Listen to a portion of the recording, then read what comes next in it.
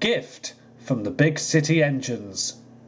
Written and told by Kiefer Adams.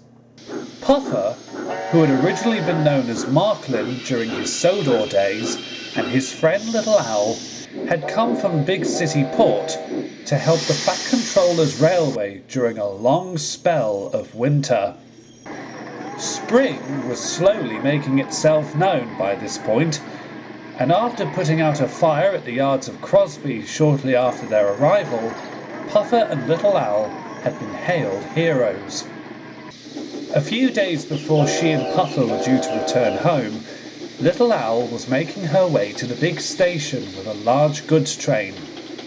She was quite surprised when a cow crossed in front of her on the bridge. "Cor blimey!"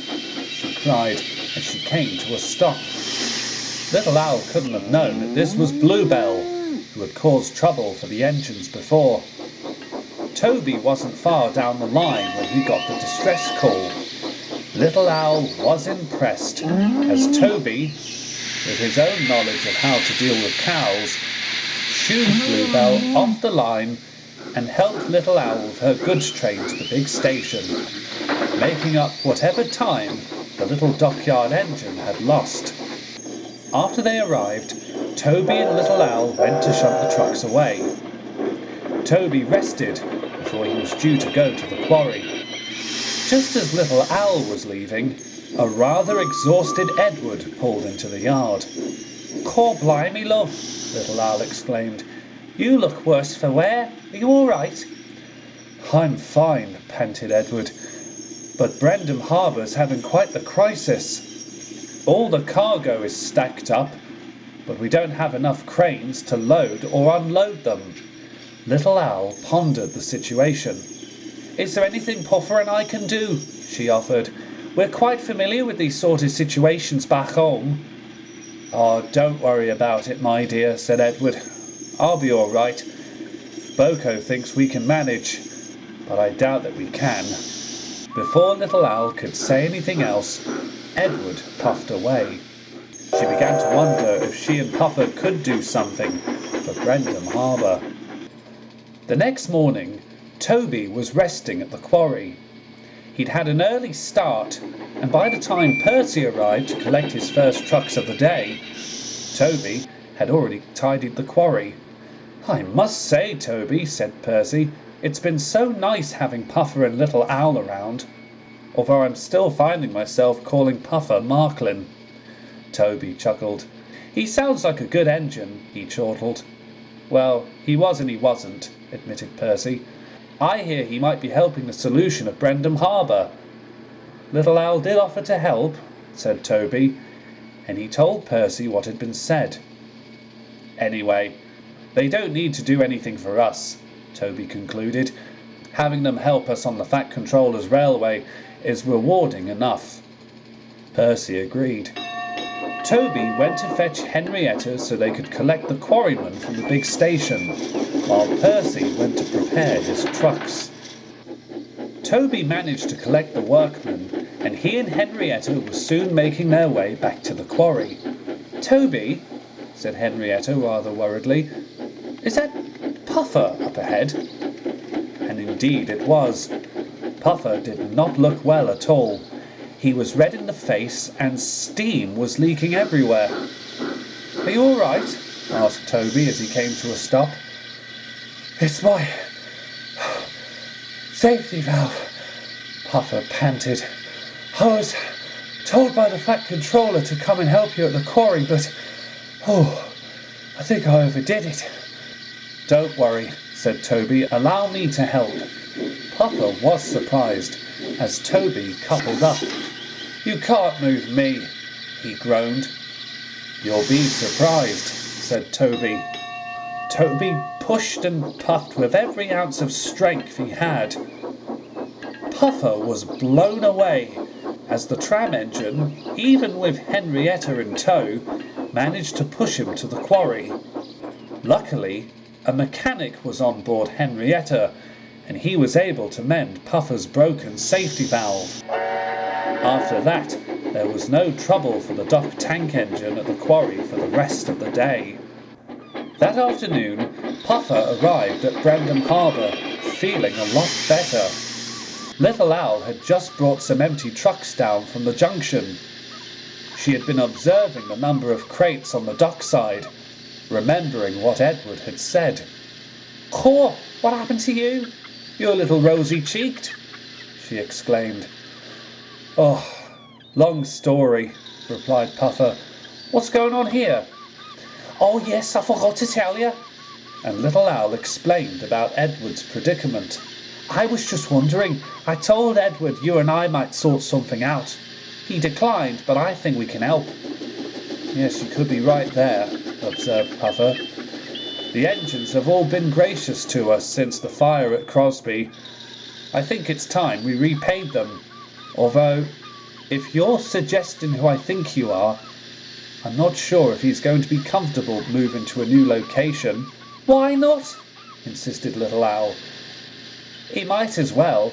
He wouldn't like being stuck at the port constantly thinking about that munitions incident."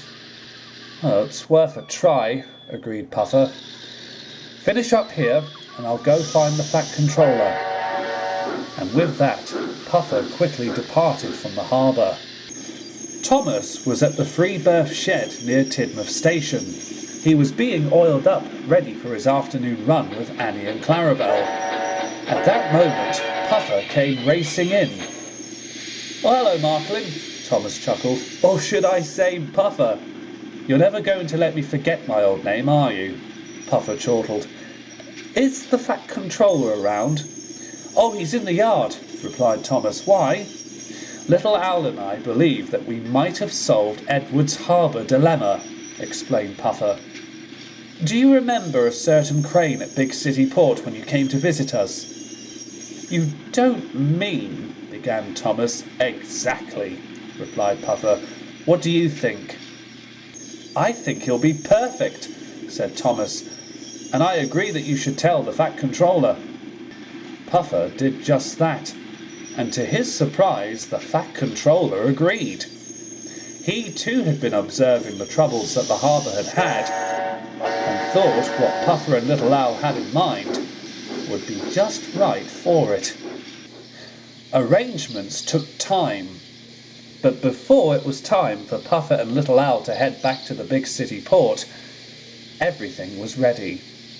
Edward arrived at the big station, having just finished his first passenger run of the day. Duck and Boko stood nearby. "Ah, Edward," said Boko. "Just the engine we were looking for." "You two look cheerful," said Edward. "What's going on?" "We thought you'd like to know that there's a surprise at Brendam Harbor," said Duck. "Surprise?" pondered Edward. "Oh, yes," replied Boko. "But you have to see it to believe it." "Why?" "Oh, I think you'll know why when you get there," chortled Duck. "Don't worry about your passengers," said Boko. "The Fat Controller says I can take it from here." "Well, thank you," said Edward. And he puffed quickly away, wondering what was going to wait for him at the harbour. When Edward pulled into Brendam Harbor, he could not believe his eyes. There was not a single crate to be seen, and all the tramp steamers docked had pretty much been loaded. Edward looked around to see what crane had been doing it all, but then he looked up. Towering over him was the largest crane he had ever seen. It was painted dark grey and was nervously moving another crate to a ship nearby. "Hello," called Edward. "I didn't expect to see you here. Who are you?" The crane had been concentrating when it saw Edward.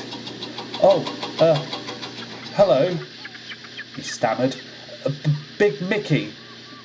I've been brought here from Bigg City Port." Edward was surprised. "So you wouldn't happen to know Puffa and Little Owl then?" he called up towards the crane. "Oh yes," said Big Mickey. "They actually recommended me to be here." And Big Mickey explained a rather unfortunate experience that had happened to him at the Bigg City Port. Edward gave a big smile.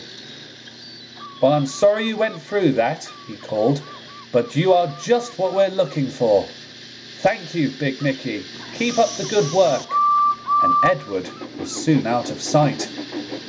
Big Mickey gave a small smile, but he still felt it would be a while before he got used to Sudrian life.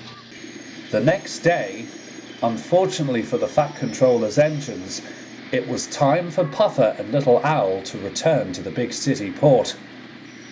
They stood at the dock waiting for their ship to arrive. Edward came up to see them. "Thank goodness I've been able to catch you," he said. "I can't thank you enough for Big Mickey, but you didn't have to do that for me." "It's the least we can do, Edward," said Puffa. "Absolutely," said Little Owl. "You've been such great hosts, and I've absolutely loved working here. I can see why Puffa keeps talking about it." Edward gave a warm smile and looked at Puffa. "I'm proud of you, Marklin," he said. "You've certainly come a long way." "Thank you, Edward," said Puffa appreciatively. Soon, Puffa and Little Owl's ship was docked. Big Mickey even had the honour of loading them on board. "You're going to be all right here, aren't you?" Puffa asked. "It will take time," admitted Big Mickey, "but I'll be okay." Edward smiled as he looked on. Soon, the ship sailed out of the dock, and Edward, along with a few of the other engines, whistled and cheered goodbye, while Little Owl called from the deck of the ship, "Dry rails and good running to all of you!" And soon, Puffa and Little Owl's ship was out on the horizon and fading from Sodor seas.